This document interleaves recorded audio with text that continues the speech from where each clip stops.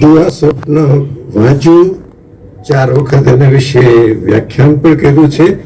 એટલે સાહેબ એક ક્ષણે દિવા સ્વપ્નનો જે સંદેશ છે એ ફિલ્મમાં કેવી રીતે રજૂ થાય છે એ મેં બહુ જ કડક રીતે ને બહુ જ સૂક્ષ્મતાથી તમારી એક ફ્રેમને મેં જોઈ છે, એક ફ્રેમને. અને મારે 2 રાજીપા વ્યક્ત કરવાના છે.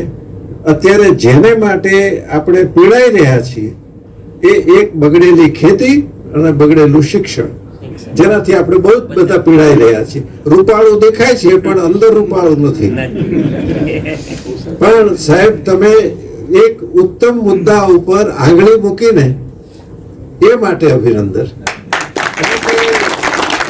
ફિલ્મનું એવું માધ્યમ છે કે જે બધાને અપીલ કરે, જેમ નાટકનું માધ્યમ છે. અને બીજી વાત, આનાથી અટકતા નહીં, આવી ફિલ્મો બનાવો, આવી ફિલ્મો બનાવો સાહેબ. નવલકથાઓ ઉપરથી બનતા બહુ બધા પિક્ચર જોયા છે. નવલકથાનો મૂળ ચામ છે એ મળતો જોયો છે.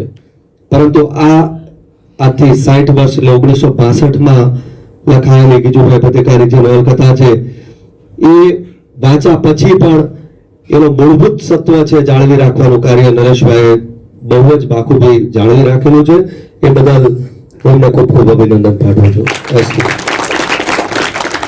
અભિનંદન આપવાના હોય પણ નમસ્કાર કરવાના હોય.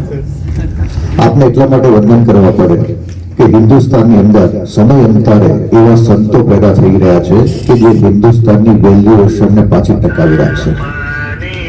જે 7 દિવસની સપ્તાહ ન કરી શકીએ 2 કલાકના પિક્ચર કરી આપ્યું. જે 7 દિવસની સપ્તાહમાં કદાચ કશું આપણને પ્રાપ્ત નથી થતું અને માત્ર જમીન આપણે જોઈએ, એની બદલે જે વિચારો બદલવાની વાત હતી એ આ ફિલ્મે, આ ચલચિત્ર પૂરી કરી. એટલા માટે વાત કરવી પડે કે આફ્રિકાની અંદર સૌથી વધારે હીરા, માણેક, સોનું, કોબાલ્ટ, સલ્ફર, મેગ્નેશિયમ નીકળે છે, પણ એને કોઈ આવા વ્યક્તિઓ નથી મળતા કે જે એના વિચારો ઉચ્ચ કરી શકે. હિન્દુસ્તાનના સમયાંતરે સ્વામી વિવેકાનંદથી લઈને મહાત્મા ગાંધી સુધીના અને આવા વ્યક્તિઓ મળી રહ્યા છે કે જે સમાજના પ્રશ્નોને વારંવાર ફિલ્ટર કરી રહ્યા છે. એટલે દયાનંદ સરસ્વતી અને રાજા રામ મોહન રાય જે પણ કરતા હતા એ આપ કરી રહ્યા છે.